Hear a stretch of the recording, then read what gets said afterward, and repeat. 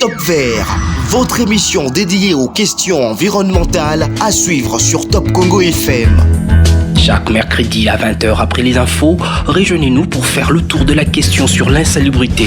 L'eau, la forêt, les changements climatiques, l'agriculture, la pêche, l'élevage et tant d'autres sujets. Pour tout contact, plus des 43 81 920 03 687. Top Vert, votre émission présentée par Gino Rema et Myriam Iraghi.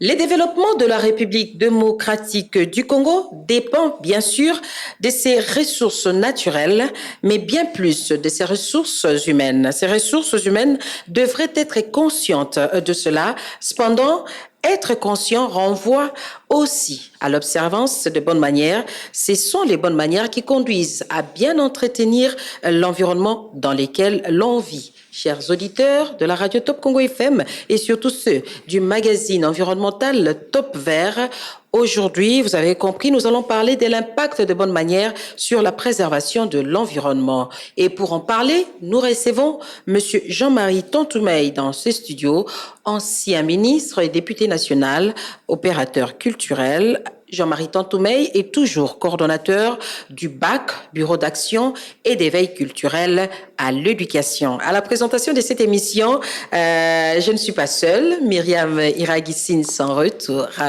Bonjour. Bonjour Gino Rema, je suis très contente de vous retrouver, de retrouver aussi les auditeurs à qui j'ai dit bonjour. Nous sommes très contents de vous revoir, de nous retrouver ensemble pour présenter cette émission. Bonjour Monsieur Tontoumei. Bonjour Madame Gino Rema, merci pour l'invitation. Alors nous commençons. Qu'est-ce que nous pouvons comprendre par les bonnes manières? Les bonnes manières sont simplement le savoir vivre ensemble. C'est le bien vivre ensemble.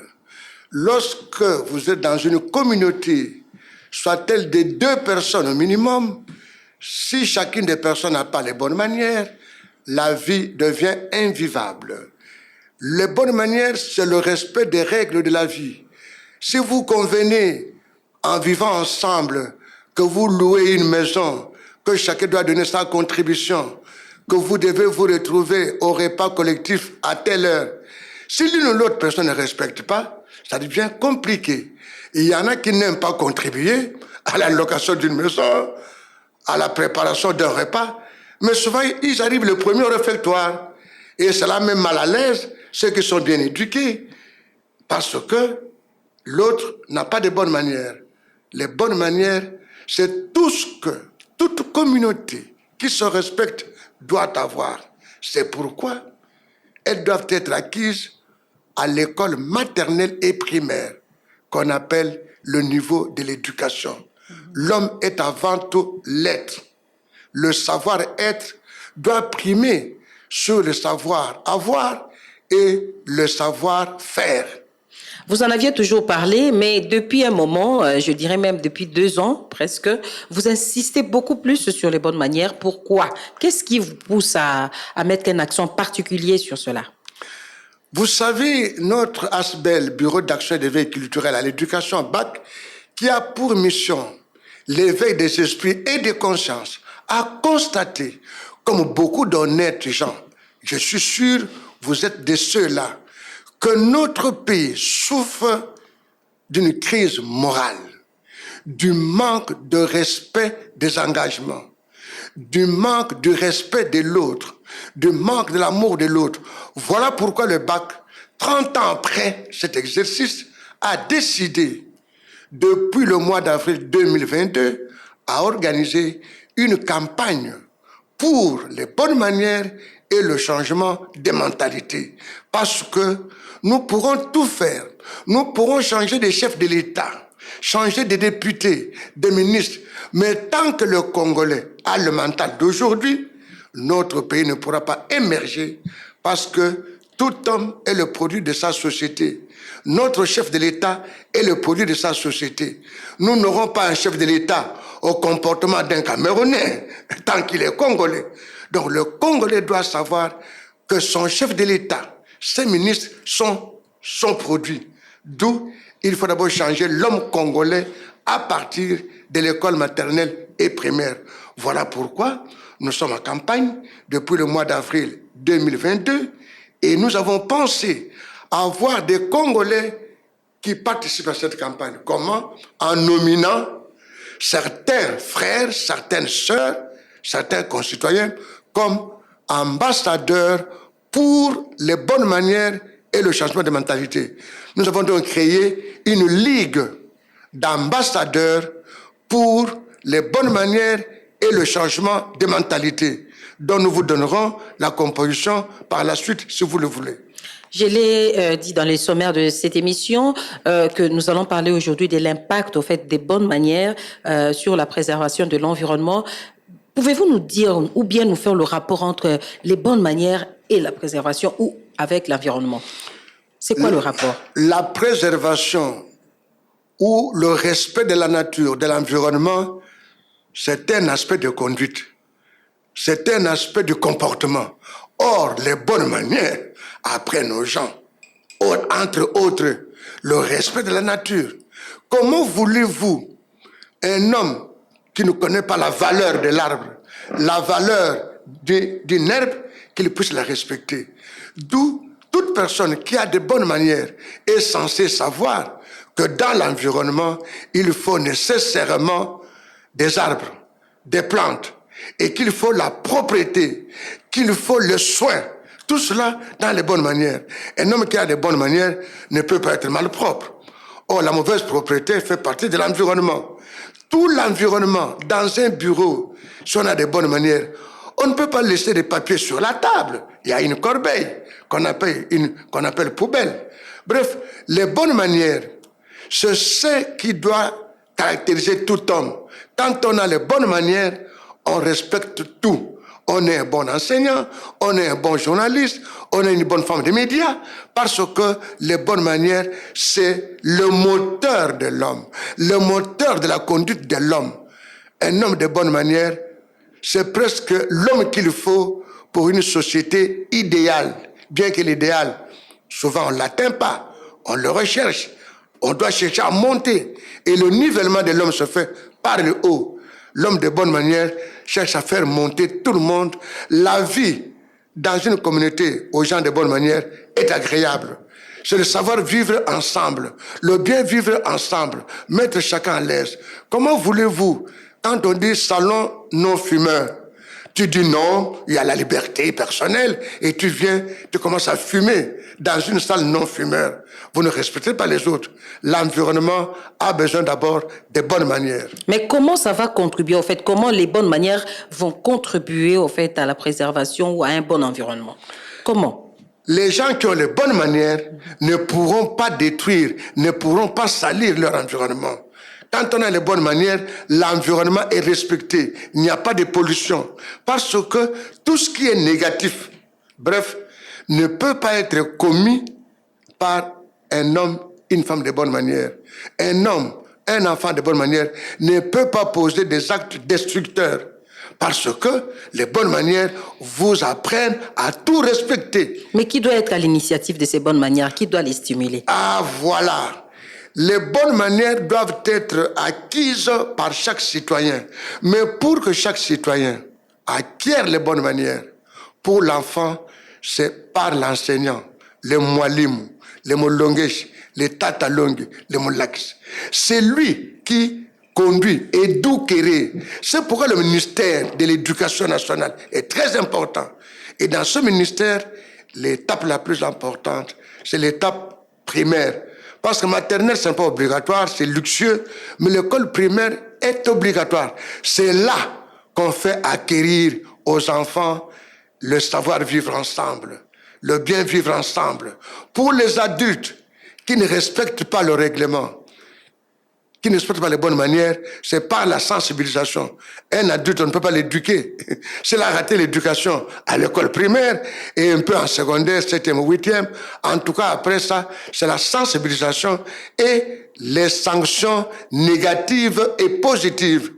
Encourager ceux qui ont une bonne conduite, un bon comportement et sanctionner, donner des punitions à ceux qui se conduisent mal. C'est pourquoi l'impunité dans une communauté conduit à sa destruction.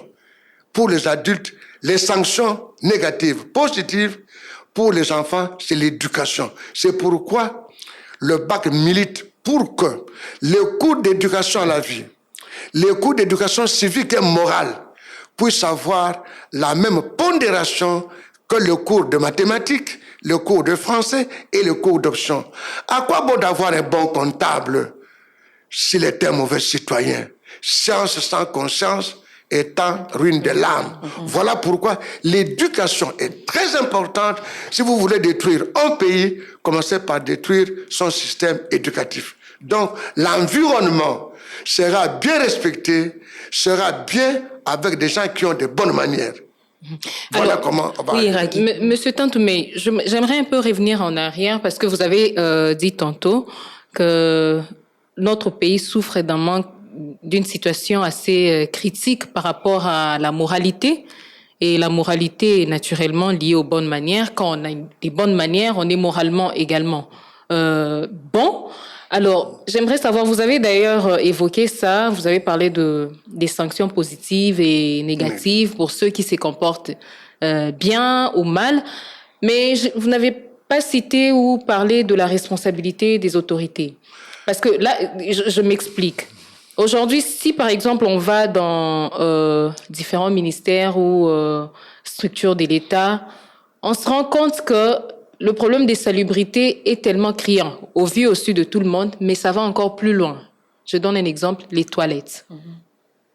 Il est presque impossible pour la plupart des gens d'accéder dans des toilettes dans certains ministères ou surtout dans l'administration publique. C'est assez compliqué parce que ce n'est pas propre. En ce moment-là, la responsabilité, est-ce que elle n'est pas aussi au niveau de la coercition de l'État ou qu'il faut-il faire dans ce cas-là? Non, vous atténuez, vous dites elle n'est pas aussi. La responsabilité est d'abord au niveau des autorités. Il n'y a pas de mauvaises troupes, il n'y a que de mauvais chefs. L'impulsion doit venir d'en haut. Le nivellement se fait par le haut et non par le bas. Tout le monde doit chercher à monter, à être comme le dirigeant, comme l'autorité. Et le plus grand problème dans notre pays, c'est justement l'autorité. À quelque niveau qu'il soit, l'autorité doit donner l'impulsion. C'est de là que doit venir l'impulsion. Par exemple, chez nous, le chef de l'État actuel a pensé à cela en créant une structure dénommée Coordination pour le changement de mentalité, la CCM, dont le bureau est sur le boulevard près des Royales, dans l'immeuble Cercas. Malheureusement, cette structure créée par le chef de l'État pour contribuer à faire changer les mentalités, d'abord des membres du gouvernement, des autorités, nous l'avons approchée pendant 3 ans. Malheureusement, nous ne comprenons pas. Elle a une orientation que le BAC n'arrive pas à comprendre. Malheureusement, le chef de l'État a accompli son devoir, mais les responsables, dont notre responsable coordonnateur, mon jeune frère Jacques Kangoudia, que je fréquente, je ne sais pas, d'où pas aussi. S'il n'y a pas de sanctions négatives, rien ne peut marcher dans une communauté. C'est pourquoi Mzee Laurent Désiré Kabila, quand il est arrivé, il a commencé par la sanction. Dans les taxis, bus et taxis, on dit les gens étaient l'un sur l'autre. Mais quand Mzee est venu, il a interdit. Malheureusement, le Congolais voudrait, même après l'indépendance, obéir grâce à la chicotte. Et Mzee a appliqué la chicotte.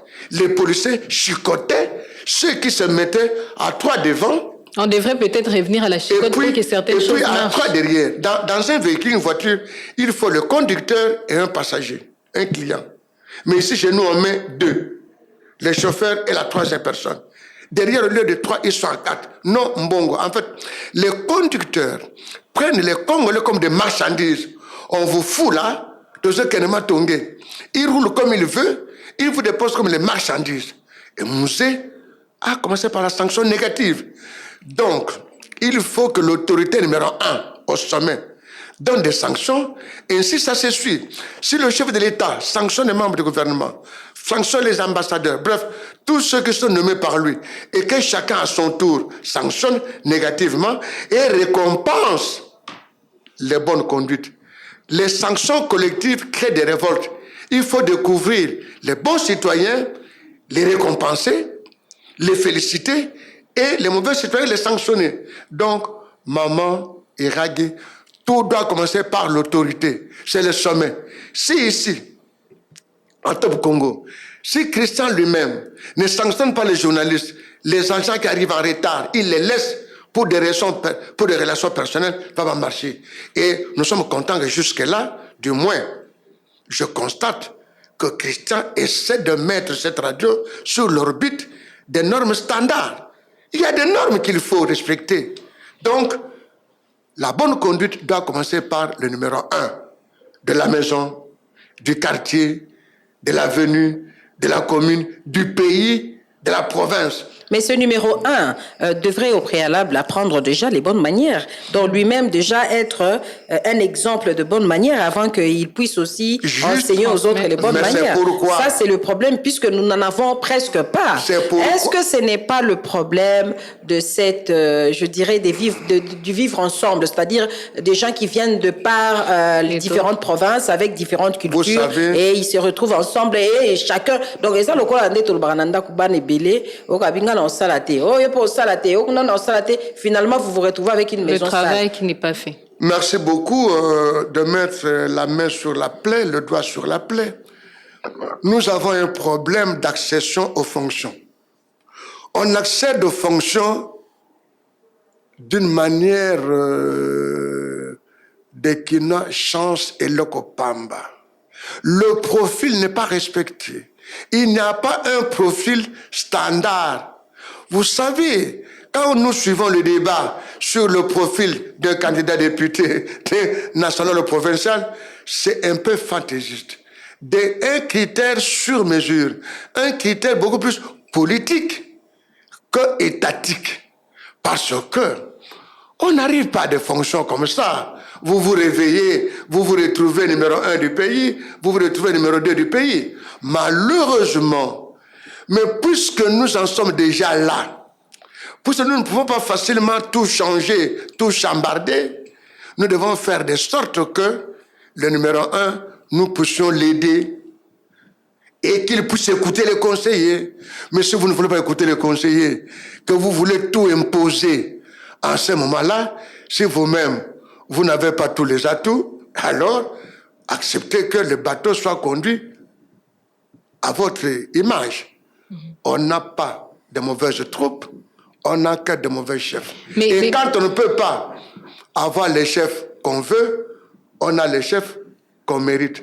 C'est comme notre pays, nous avons les chefs que nous méritons. Lorsque vous dites,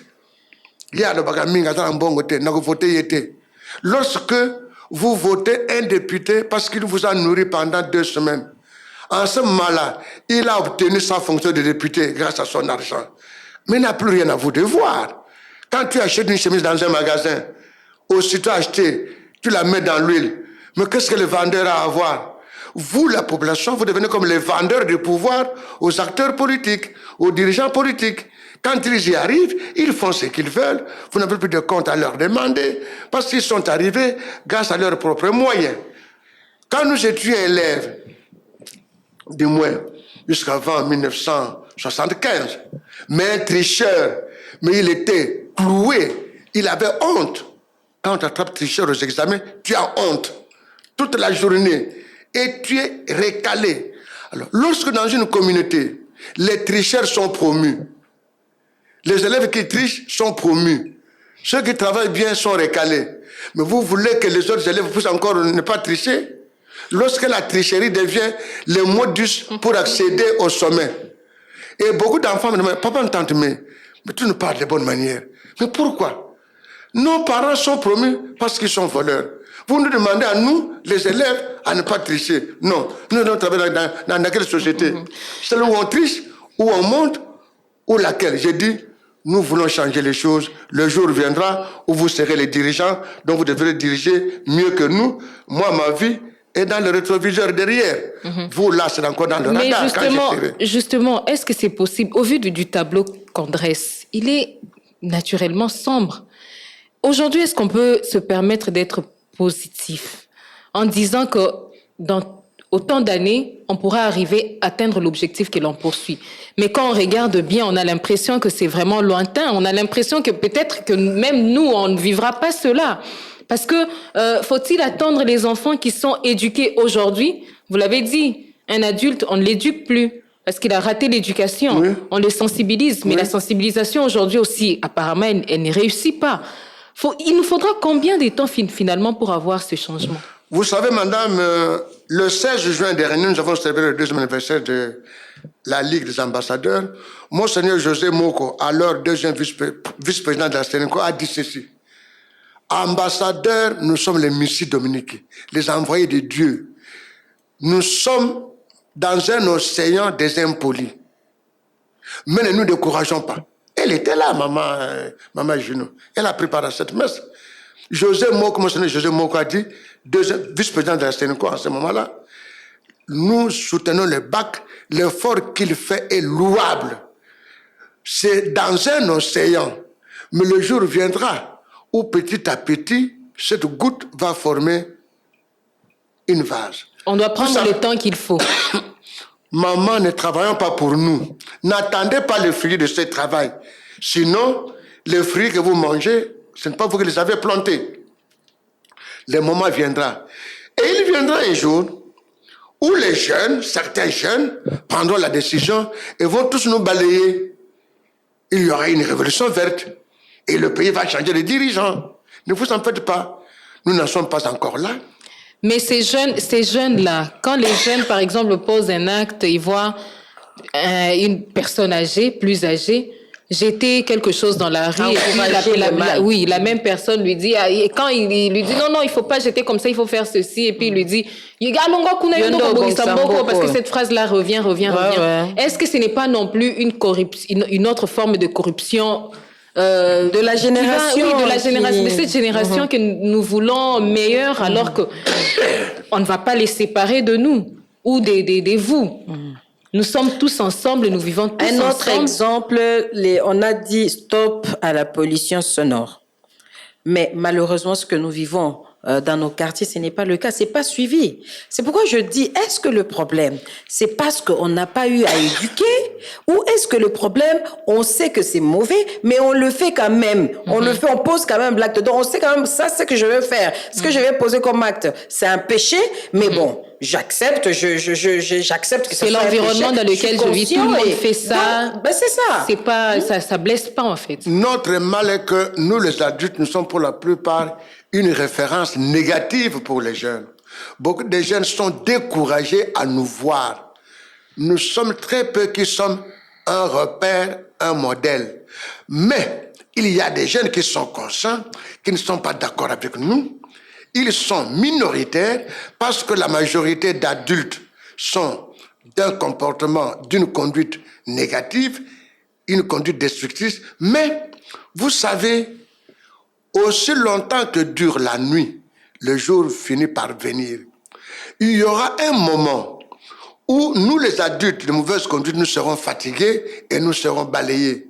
Nous devons continuer à éduquer. C'est pourquoi on doit mettre l'accent sur l'éducation, sur l'école maternelle et primaire. Et là, nous y arriverons. Il y a des enseignants qui ne sont pas corruptibles. Même si aujourd'hui à l'université, beaucoup gagnent les points grâce à leur poche et à leur corps, pour les filles, grâce à leur poche. Mais il y a des filles et des garçons qui réussissent grâce à leur tête. Bien sûr. Il y en a encore. Et ceux-là, le BAC les recherche pour les nominer ambassadeurs pour les bonnes manières et le changement de mentalité. Ne nous décourageons pas.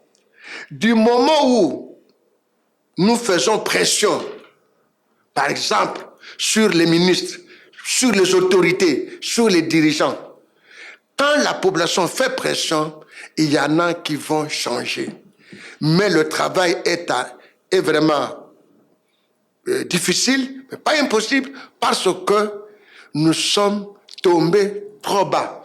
C'est depuis le MPR qu'on avait constaté que le mal zaïrois était un mal moral.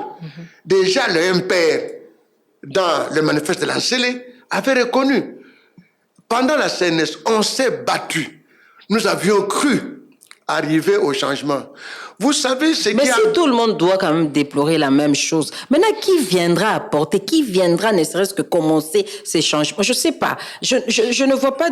Excusez-moi, hein, c'est vrai, dans toute chose, il y a toujours une solution, mais dans le cas précis, je ne vois pas d'issue. Excusez-moi. Le BAC pense, par exemple, aux hommes et femmes des médias, qui ont un grand impact. Voilà pourquoi parmi les 500 nominés jusqu'ici, ambassadeurs, la majorité est de la catégorie hommes et femmes des médias. Parmi ces femmes et hommes des médias, il y a le ministre actuel de la communication et médias, porte-parole du gouvernement, qui est nominé, presque tous les responsables des organes de presse. Si le chef des rédactions, les chefs d'organes de presse et le ministre embouchent la trompette de bonnes manières et changement de mentalité, il y aura déjà un impact. Parce que tout commence quelque part. Monseigneur Mousseng avait eu des problèmes pendant la CNS parce qu'il avait conçu un code de bonne conduite.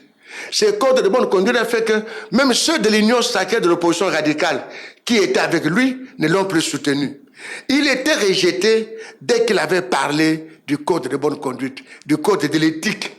Donc les gens, ils savent que, ils sont conscients que, oui, on doit changer, mais ils ne veulent pas, en quelque sorte. Pour les acteurs politiques congolais, en politique, il n'y a pas d'éthique, il n'y a pas de bonne manière, il n'y a pas de bon sens. Ce qui compte, c'est le réalisme, c'est les intérêts personnels, c'est la dynamique. Ils disent, la politique est dynamique. Ainsi, vous voyez, l'ancienne majorité qui était nommée, proclamée par Joseph, a fini par changer. Ils disent, il y a la transhumance. Il n'y a pas de honte en politique, pas d'éthique.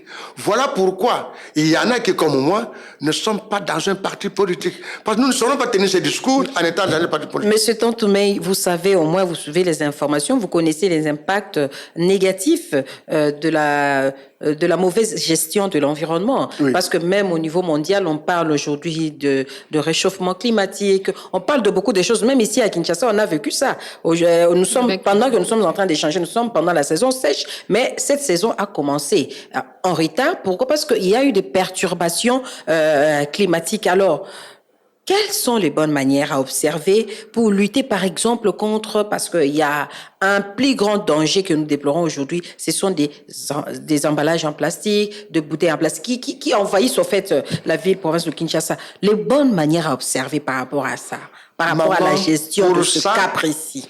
Le seul remède, le seul moyen, c'est la sensibilisation des citoyens. C'est pourquoi nous installons la Ligue sur chaque avenue, dans chaque quartier. Ce n'est pas du tic au tac, ce n'est pas par instruction que vous allez changer la conduite des gens. Si sur chaque avenue, dans chaque commune, les gens prennent conscience qu'il ne faut pas salir, jeter l'eau sale dans la rue.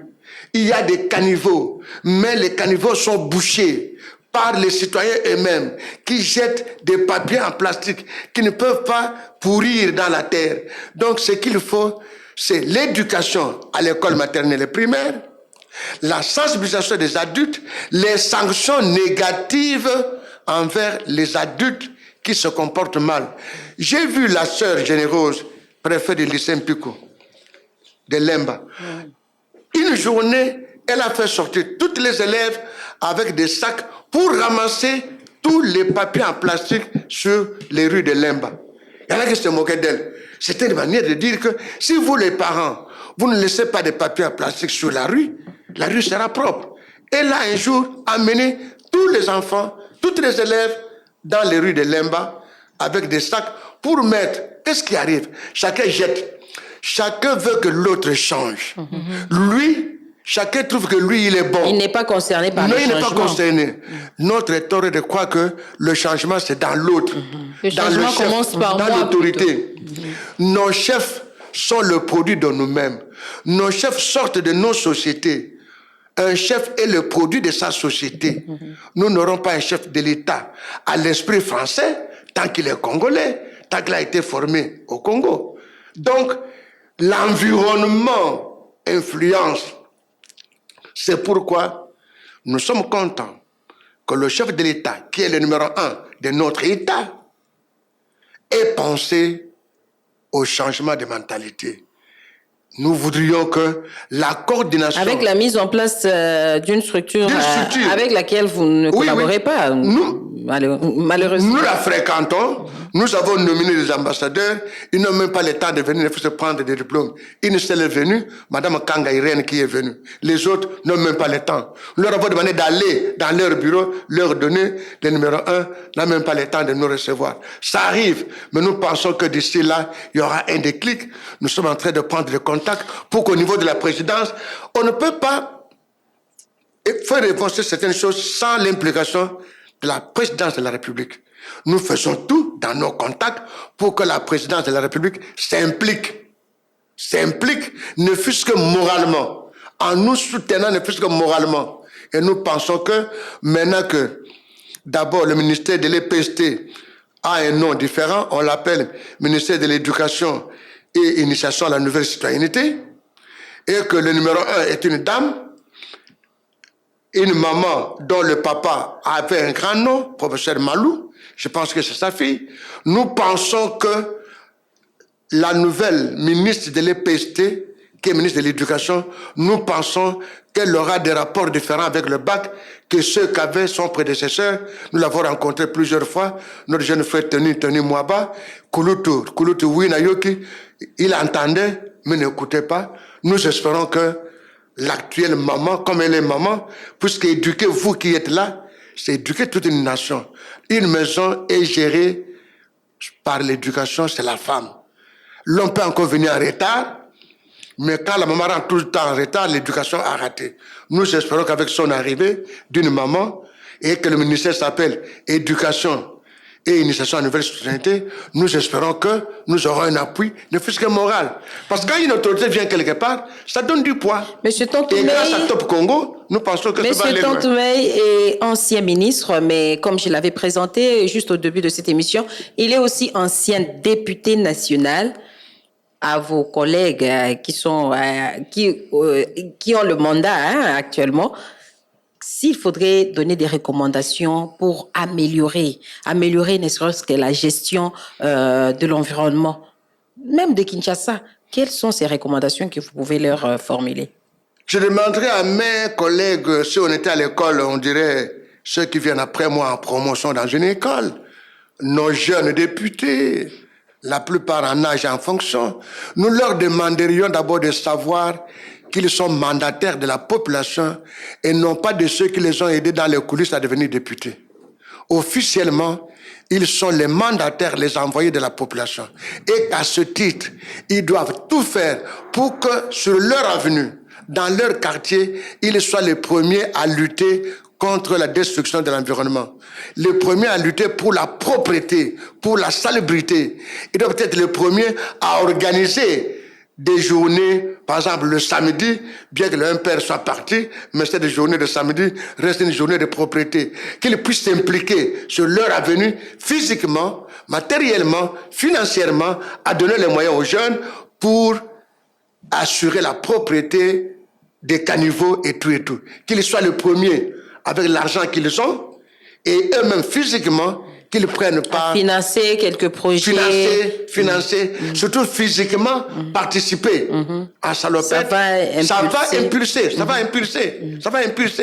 Parce que les jeunes, après, ils vont s'asseoir pour prendre un verre. Monsieur Tonto, mais je reviens encore à la question de Tunaki Liboso. Pourquoi j'avais posé cette question? C'est parti d'un constat. Aujourd'hui, si vous sillonnez un peu les différentes villes de la RDC ou quelques cités, vous remarquerez que c'est Kinshasa qui est la capitale, non, l'image même du pays, hein, la ville miroir du pays, mais c'est la ville qui est la plus sale de la République démocratique du Congo. C'est pourquoi je dis, est-ce que c'est toujours un problème? Parce que les autres, comment ils arrivent à observer quand même les bonnes manières, à garder leur espace propre, mais à Kinshasa, bon, chacun s'en fout. Parce qu'on pense que le changement, vous l'avez dit, doit venir de l'autre. Hein? Qu'est-ce qui explique cela, M. Tonto? Vous avez raison, Kinshasa, dans les bonnes manières, est plus faible que les autres. Nous avions été à Lubumbashi l'an 2000 grâce à Musée qui avait trouvé que Kinshasa sont des paresseux, tout ça. Il a dit, mes députés, allez à Lubumbashi. Lubumbashi est exceptionnel. Une ville, en tout cas, les citoyens louchois sont très polis. Ils ne se précipitent pas pour monter à bord d'un véhicule. Ils se mettent en rang. Les louchois, je le témoigne, ont de bonnes manières, le respect de l'autre. Ils sont polis. Kinshasa, c'est une influence de plusieurs cultures. C'est du fait que beaucoup des résidus de nos villages sont venus à Kinshasa, suivre qui sa tante, son oncle, et ainsi de suite. C'est la capitale où les gens ne sont pas contrôlés. À l'époque belge, on contrôlait ceux qui arrivaient. Aujourd'hui, Kinshasa, c'est devenu Kin la poubelle. Kin la belle, Léopoldville, est devenu Kin la poubelle. C'est parce qu'il y a tellement de personnes dans les parcelles, au nombre incommensurable. Il y a des parcelles, vous vous demandez, mais ces gens ici passent la nuit dans une même chambre ou comment? Les Quinois se concentrent. Quand vous voyez sur un le seul nombre de endroit. personnes dans une parcelle et le nombre de chambres dans cette parcelle-là, Les gens sont confinés. mais vous vous demandez, mais la nuit, comment ils dorment? Des cours communes. Donc, ce qui fait qu'il y a cette culture-là où tout le monde veut être dans la capitale. Chômeur, mais dans la capitale. On laisse des étendues, des forêts, des brousses où on peut cultiver. Tout le monde vient à Kin, on veut la vie facile. La vie facile. C'est la promiscuité. C'est le trop grand nombre d'habitants à Kinshasa. Des habitants fainéants, ne faisant rien, chômeurs, toute la journée devant la parcelle, le sumet au cou, il est là en train d'embêter les jeunes filles qui vont au marché. Il y a tellement de chômeurs, des gens qui ne font rien toute la journée, qui attendent à manger et à boire de leurs parents, que Kinshasa est devenu la poubelle. C'est pourquoi, excusez-moi, soit dit en passant, nous en tant que communauté de Léopoldville, pas moi physiquement, mais de Léopoldville, composition de l'époque des 6 provinces, où il y avait le Grand Kassai, le Grand Kivu, le Grand Katanga, le Grand Équateur, le Grand Léopoldville, nous voudrions faire prendre conscience aux ressortissants du Grand Léopoldville, constitué de Bandundu, Tekaoumbe et Congo central, à ce que Kinshasa soit propre comme avant. Désormais, on va organiser des activités de salubrité publique, pas en tant qu'habitant quinois, mais en tant qu'originaire du Grand Bandundu et du Congo central qui venons à pied. Et nous sommes parmi les plus nombreux. Et vous laissez les autres communautés à côté? Non, nous mettons la propriété pour tout Kinshasa, tout le monde va en profiter. Nous prenons conscience que c'est notre ville d'origine. Tout le monde va en profiter, M. Tontoumei, mais vous remettez des diplômes aux ambassadeurs. En fait, vous avez créé des ligues d'ambassadeurs, c'était la 2e édition, vous avez remis aussi des diplômes. Mais qu'est-ce que vous vous attendez à ces ambassadeurs? Ce que nous attendons, d'abord, c'est une ligue d'ambassadeurs pour les bonnes manières et le changement de mentalité. Ce n'est pas une ligue des ambassadeurs de bonne manière. Quelle est la différence? Parmi les ambassadeurs, il y en a qui n'ont pas encore les bonnes manières. Donc, ils ne sont pas des ambassadeurs de bonne manière. Mais ils sont responsabilisés à prêcher, à enseigner, à sensibiliser à ce que leurs compatriotes, leurs concitoyens acquièrent les bonnes manières. Nous appliquons la politique du père Bifalo qui rassembler les voleurs, les fumeurs de chanvre pour les convertir. Donc tous les ambassadeurs pour les bonnes manières ne sont pas nécessairement des ambassadeurs de bonnes manières. Nous avons nominé parmi ces ambassadeurs des personnalités, comme nous avons dit, d'abord hommes et femmes des médias, parce que vous êtes partout, vous entrez partout sans protocole, sans audience. Et nous avons nominé aussi des personnalités du pays, telles que l'ancien président du Sénat, notre estimé confrère et collègue de la société civile, Modeste Bayat Lokwebo. Nous l'avons nominé, quand il était président du Sénat, en tant qu'ambassadeur pour les bonnes manières, pour qu'à ce titre-là, il puisse peser au Sénat, pour que dans la gestion du Sénat, dans l'organisation du Sénat, qu'on puisse tenir compte des bonnes manières de l'éthique. Malheureusement, il n'a pas eu le temps d'organiser un débat entre nous et les sénateurs. Mais nous allons le faire maintenant. Parce que si les autorités, le président du Sénat, de l'Assemblée nationale, le chef de l'État, eux-mêmes, dans leur conduite, font un effort, ils ne seront pas parfaits. Ils sont des hommes, ils ont des faiblesses. Mais s'ils font un effort dans leur comportement d'agir en repère, en référence, les choses vont changer. Parce que tout le monde suit Bango Bakonji. Donc, ceux qui Bakonji, Banfumu, les Mwalimu, les Batatalongi, les Moulengish, les Moulakis, et même là, au sommet, font un effort. Par exemple, sur la route, on dit on ne passe pas. L'escorte vient avec des policiers, agents de l'ordre, malheureusement, mais qui créent le désordre. Ils font passer l'autorité dans le sens inverse. Vous voulez que les gens obéissent à cette autorité? Monsieur Tontoumé, nous tendons vraiment vers la fin de cette émission. Na olinga na beaucoup, c'est na moi linga la mouke, hein. Oloba, opusale moi toli. Parce que occasion ya kolekana awa eza quand même les kabongoté, c'est vrai, vous avez eu à parler, à déplorer, à conseiller, mais au pesa lisusu toli na lingala quelques bonnes manières à observer, par exemple basalité koboaka bafulu banini batu basala ka ndenge nini. Au pesa vraiment batoli moi mike parce que nous sommes presque à la fin de cette émission. Ba maman batata bandeko bak n'entente mais sengi bino bo boaka ma salité na balabala te. Boboaka fulu na balabala te. Soki bodongeli salité na caniveau botie na balabala ezali eloko moko malamu te.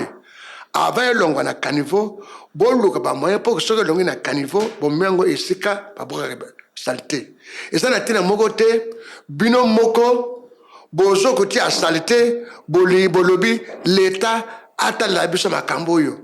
L'État est allé bisonyonso.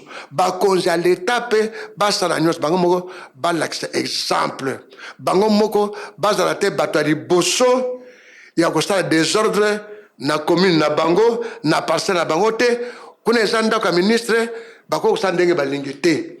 Ministre, député, ambassadeur, il faut lakisa exemple moko ya bien. Bandeko so melima ya mlangi ya plastique to na ma ya sachi. Obwaka te mlangi ya plastique na balabala. Ozana mutu ko obwaki yango ekende wapi. Na mabele ekopanzana te. Esa elamba te. Donc to sengi na biso nyonso to sa mibeko ya l'État. Ndenge to yokolaki. To sengi pe na service à hygiène à commune. Pasteur Kamosalate. Oui, il y a même des titres dans la Assemblée provinciale sur l'environnement. Est-ce que ça propreté, service à hygiène en commune, et ça c'est mon salate. Même la carte à commune, ce qui est toilette ni au côté. Toilette ni au côté. To sengi, je suis en commune à Lemba, commune à Batama Yele, base à la modèle. To cela qui n'a pas biso, actuel bourgmestre, mon jeune frère Serge Popa, l'accès que vous allez, moi na Lemba, commune à intellectuel à Batama Yele. Et ça na discours te. Bango kaka ba commune nyonso. Te lembi fait la modèle pour les mesali commune à Batama Yele. Na paroisse de Augustin, paroisse à Batama Yele. Maman connaît pas ensemble qu'on a biso, tout ça comme une mot exceptionnel. Il faut l'exemple que à Kinshasa, il y a une commune des intellectuels de l'élite. Merci beaucoup, monsieur Jean-Marie Tontoumé. En tout cas, j'espère que ce n'est pas la dernière fois de venir répondre à notre invitation. Peut-être que vous viendrez pour d'autres programmes, à passer dans d'autres émissions. Mais nous étions très ravis de vous avoir dans cette émission, ce nouveau numéro de votre magazine environnemental Top Vert qui est fini, en fait, c'est déjà la fin. Merci à toute l'équipe technique qui nous a aidés. Sur YouTube, vous nous regardez grâce à Patrick Mongongo, sur FM, grâce à Grace Lema, et aussi la réalisation a été assurée par notre directeur Miguel Mena Mingedi. Merci à Myriam Iraghi pour la présentation de cette émission. Merci. Une fois de plus, merci à vous, monsieur Tontoumé. Nous allons nous retrouver très prochainement pour un nouveau numéro de Top Vert et avec un autre invité. Bye. Top Vert, votre émission dédiée aux questions environnementales à suivre sur Top Congo FM. Chaque mercredi à 20h après les infos, rejoignez-nous pour faire le tour de la question sur l'insalubrité. L'eau, la forêt, les changements climatiques, l'agriculture, la pêche, l'élevage et tant d'autres sujets. Pour tout contact, plus 243 81 920 03 687. Top Vert, votre émission présentée par Gino Rema et Myriam Iraghi.